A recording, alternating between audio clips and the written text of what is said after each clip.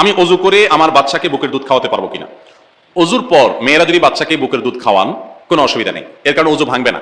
অনেক মা বোনরা মনে করেন সন্তানকে বুকের দুধ খাওয়ালে মনে হয় অজু ভঙ্গ হয়ে যায়। এটা অজু ভঙ্গের কোনো কারণ না। অজু করার পর বাচ্চাকে দুধ খাওয়ানোর পর আবার ওই যদি আপনি নামাজ পড়তে পারবেন, কোনো সমস্যা নেই।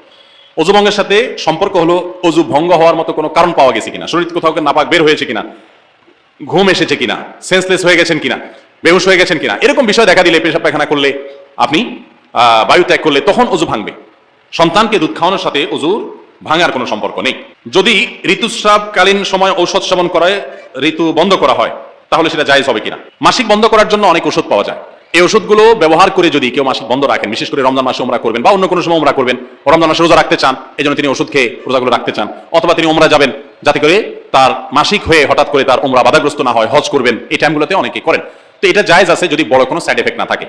যদি আপনার শরীরে বড় কোনো ক্ষতি হওয়ার আশঙ্কা না থাকে তাহলে এই ওষুধ ব্যবহার করে মাসিক বন্ধ করা জায়েজ হবে। এরপরে প্রশ্ন হলো, স্বপ্নে নিজের মৃত্যু দেখলে কি হয় এবং কালিমা পড়লে কি হয়? স্বপ্নে আপনি কালিমা পড়তে দেখলে ভালো, আলহামদুলিল্লাহ। আর মৃত্যু স্বপ্নে দেখলেই মানুষ মরে যাবে, ব্যাপারটা এরকম না। স্বপ্নের ব্যাখ্যাটা খুব সূক্ষ্ম একটা বিষয়। স্বপ্নের ব্যাখ্যা সম্পর্কে জানাশোনা মানুষ আমাদের সমাজে দিন দিন হারিয়ে যাচ্ছে। একসময় অনেক ছিল, এখন সেরকম আল্লাহওয়ালা মানুষ খুব বেশি পাওয়া যায় না। তো স্বপ্নের যদি কোনো কিছু দেখার পর আপনার মধ্যে অস্থিরতা কাজ করে, পেরেশানি কাজ করে, কখনো কখনো মানুষ এমন স্বপ্ন দেখে যেটা জাস্ট পেরেশানির কাজ, যে সাইকেল চালা যাচ্ছেন, অস্থির, আপনার গাড়ি ছুটে যাচ্ছে, কোনো একটা পেরেশানি হচ্ছে, উপর থেকে পড়ে যাচ্ছেন, এগুলো নর্মালি শয়তান দেখা মানুষকে পেরেশান করার জন্য। আর যদি কোনো স্বপ্ন আপনার কাছে মনে হয় বেশ ইন্ডিকেটমূলক, বেশ আপনার এটা ইঙ্গিত করছে, ইঙ্গিতবাহী কোনো স্বপ্ন ব্যাখ্যা আছে মনে হয়, বাট আপনার মধ্যে পেরেশানি লাগছে, দেখে আপনার কাছে খারাপ লাগছে, তখন আল্লাহর কাছে পানা চাইবেন। ঘুম ভাঙলে উঠে 2 রাকাত নামাজ পড়ার কথা হাদিসে বলা আছে, প্রতীকী থুতু বাম পাশে থুতু নিক্ষেপ করার কথা বলা আছে, এবং আল্লাহর কাছে পানা চাইবেন যেন স্বপ্নের ক্ষতি থেকে আল্লাহ তাআলা রক্ষা করেন। এর বাইরে বিশেষ কোনো করণীয় নেই। আর মন্দ স্বপ্ন দেখলে সেগুলো মানুষকে বলে বাড়ানো, এটা নিষেধ আছে হাদিসে, বলবেন না যারা তার কাছে। আর যদি আপনার এমন কিছু দেখেন যেটা দেখে আপনার কাছে ভালো মনে হয়, আপনি মারা যাচ্ছেন, বিসমিল্লাহ কালিমা পড়তেছেন, দেখা যাচ্ছে আলহামদুলিল্লাহ ভালো, আপনি আরো ঈমান আমলের কাজ আরো বাড়াই দিবেন ইনশাআল্লাহ। ওয়াশরুমে অজু করে নামাজ পড়লে নামাজ হবে কিনা? অজুখানায় বিশেষ করে যেখানে কমন প্যান আছে টয়লেটের, সেরকম জায়গায় যদি আপনি অজু করেন, তো সেখানে যদি কোনো আড়াল না থাকে, তো এখানে অজু করতে গেলে বিসমিল্লাহ বলা উত্তম, সুন্নাহ। তো সেই সুন্নাত কাজটা করতে গেলে আপনার অজুখানাতে আল্লাহর নাম, টয়লেটের মধ্যে আল্লাহর নাম নিতে হবে। টয়লেটে আল্লাহর নাম মুখে উচ্চারণ করা মাকরুহ, নিষিদ্ধ। সেজন্য অজু যদি আপনার টয়লেটেই করতে হয় তাহলে অজু করে নামাজ পড়তে পারবেন, শর্ত হলো বিসমিল্লাহ মুখে উচ্চারণ করবেন না, মনে মনে থাকবে। আর সবচেয়ে ভালো হয় যদি টয়লেটের ভিতরে অজু না করে বাইরে কোনো বেসিন টেসিনে অজু শুরু করে দেন, পাওয়াটা ভিতরে গিয়ে ধুলেন, তাহলে সেটা সবচেয়ে উত্তম। সেরকম যদি কোনো ব্যবস্থা না থাকে, টয়লেটে অজু করলে অজু হয়ে যাবে, কিন্তু মুখে কি করা যাবে না, বিসমিল্লাহ বলা যাবে না, মনে মনে বিসমিল্লাহ বলবেন। আর যদি সুযোগ থাকে তাহলে নিজের বাসা বাড়ির টয়লেট হলে সেখানে অজুর জন্য যে টেপ বা বেসিন রাখা আছে ওইটার সাথে কমরের সাথে যাতে একটা পার্টিশন হয়, ওয়াল দিয়ে দিতে পারেন, অথবা আজকাল অনেক প্লাস্টিকের পর্দা আছে সেগুলো দিয়ে দিতে পারেন। হাতে নখ রাখলে নাকি অজু হয় না, কথাটা কি সঠিক? অনেকেই নখ বড় রাখেন, বিশেষ করে মেয়েরা অনেক বড় বড় নখ রাখেন।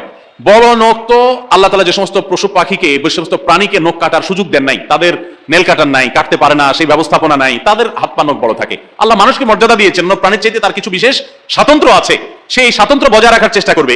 নখ বড় রাখা এটা তো পশু পাখির মধ্যে কাতারে নিজেকে শামিল করার মধ্যে শামিল। এজন্য ইসলাম এটাকে অপছন্দ করে, এটা ইসলাম জায়েজ করে না। এবং যে সমস্ত বিষয়গুলো মিন সুনানিল ফিতরা, মানুষের প্রকৃতিগত সুন্নাহ, সৃষ্টিগত সুন্নাহ, সেরকম সুন্নাহগুলোর ভিতরে একটা হলো এই নখ কাটা, নখ ছোট করা। এজন্য ছোট করতে হবে, নখ বড় রাখা যাবে না।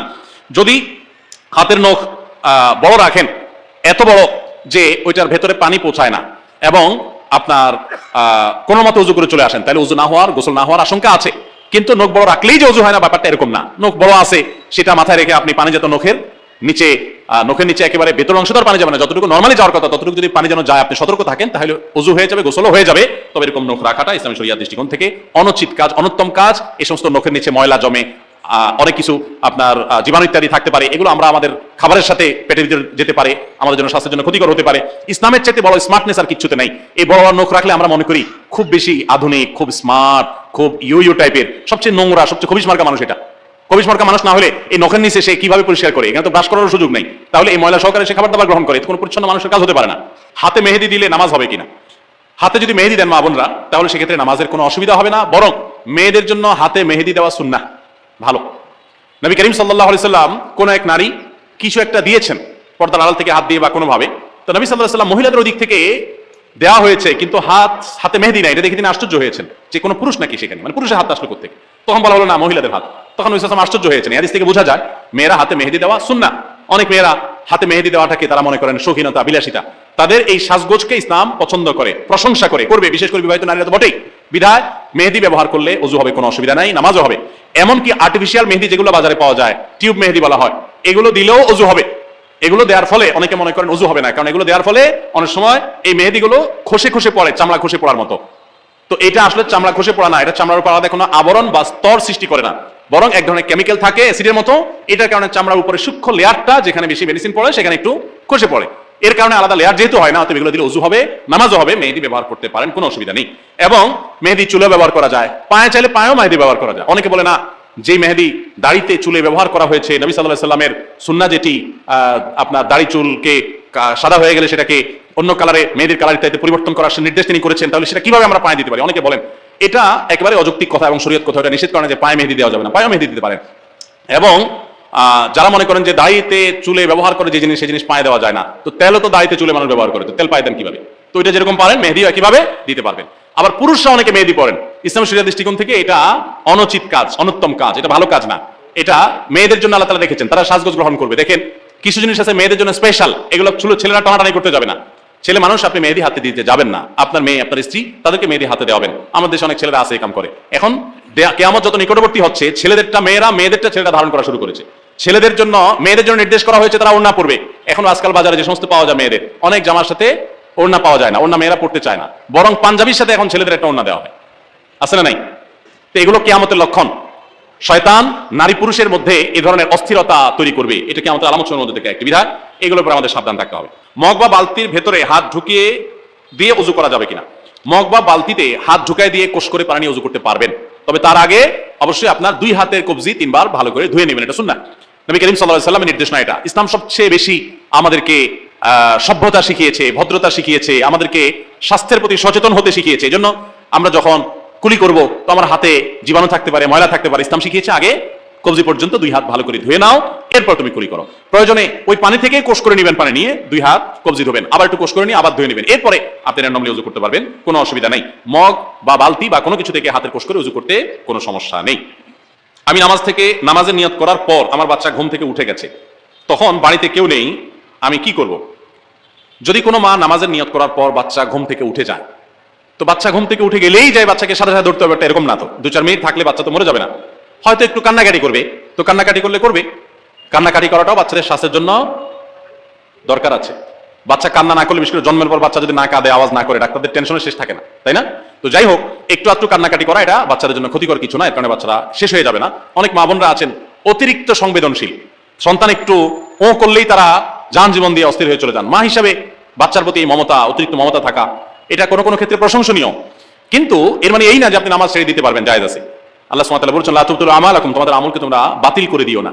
এর জন্য নামাজ আপনি ছেড়ে দিতে পারবেন না, বরং বাচ্চা ঘুম থেকে উঠছে, আপনি নামাজ কন্টিনিউ করবেন। প্রয়োজনে যদি দেখেন যে না, বাচ্চা অল্প সময়ের মধ্যে সে অস্থির হয়ে যায়, এত কান্নাকাটি করছে যে মনে হচ্ছে কোনো বিপদ হয়েছে অথবা হতে পারে, কিংবা খুব বেশি আপনার চঞ্চল, সে পড়ে যাবে, এরকম আশঙ্কা তৈরি হয়ে গেলে নামাজ একটু সংক্ষেপ করবেন, একটু তাড়াতাড়ি শেষ করবেন। নবী সাল্লাল্লাহু আলাইহি ওয়াসাল্লাম নামাজ শুরু করেছেন জামাতে ইমামতি করে, তো কোনো বাচ্চারা কান্নার আওয়াজ শুনে তিনি নামাজকে সংক্ষিপ্ত করে দিয়েছেন, এটা জায়েজ আছে।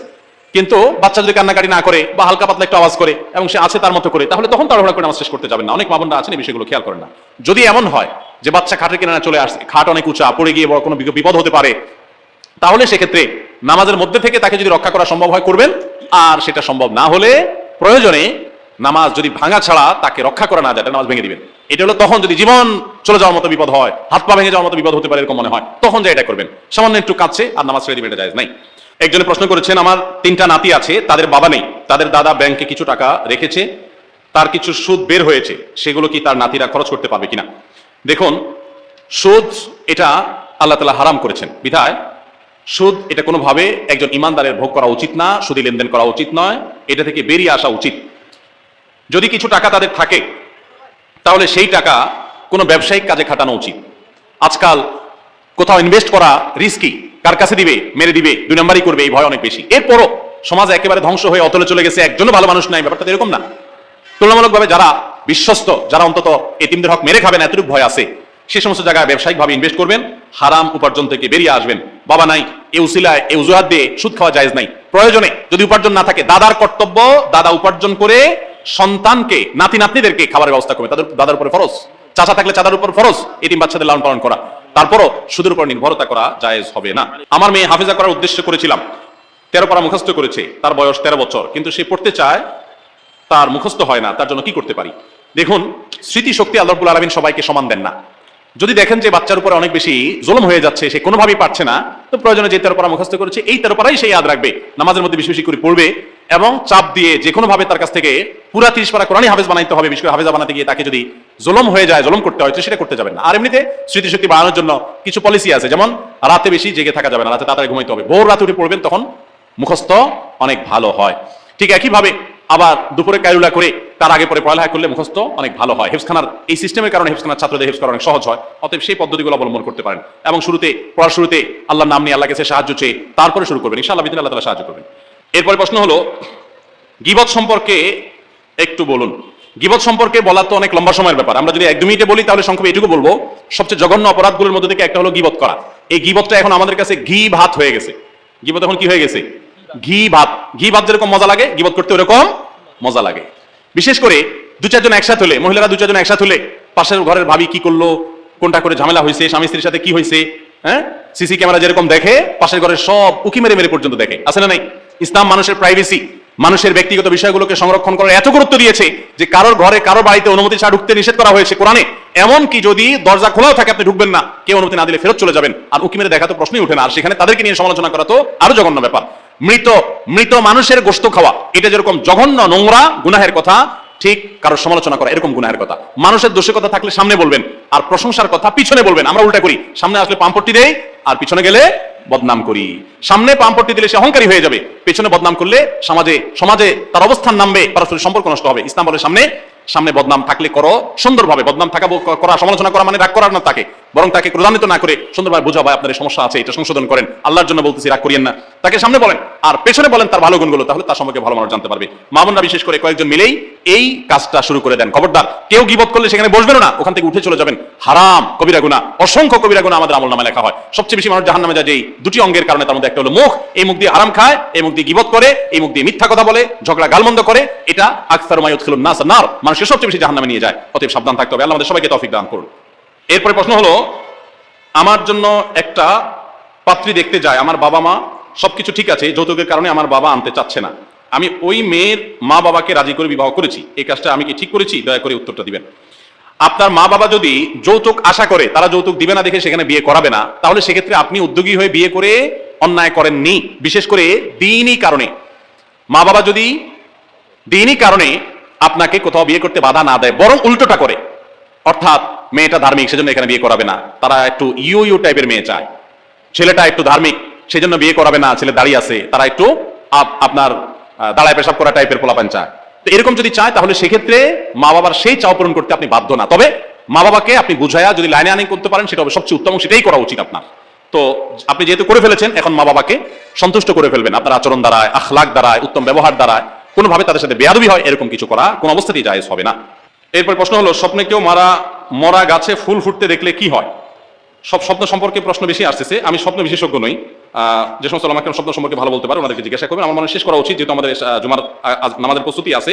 প্রশ্ন আরো অনেক আছে, কিন্তু সেই প্রশ্ন উত্তর এখন দেওয়া সম্ভব না। হযরত চলে আসছেন, এদিকে আমাদের সামনে জুমার নামাজও আছে। আমরা অনেক কথা অনেক সময় ধরে শুনেছি, বিশেষ করে মা বোনদের উদ্দেশ্যে যে সমস্ত কথাগুলো বলা হলো, মা বোনরা সেগুলো আমল করবেন, মোবাইলের আসক্তি থেকে বেঁচে থাকবেন, সময় নষ্ট করবেন না, সোশ্যাল মিডিয়াতে সময় নষ্ট করবেন না, কারোর সাথে হারাম সম্পর্ক করবেন না, সন্তানদেরকে বাঁচাবেন, তারা যেন গুনাহে লিপ্ত না হয়, তাদের চরিত্র হেফাজত থাকে, ঈমান শিখাবেন, তারা যেন শিক্ষার নামে, সংস্কৃতির নামে কুশিক্ষা না শিখে ঈমান নষ্ট না হয়, তাদেরকে সে বিষয়ে সতর্ক থাকবেন।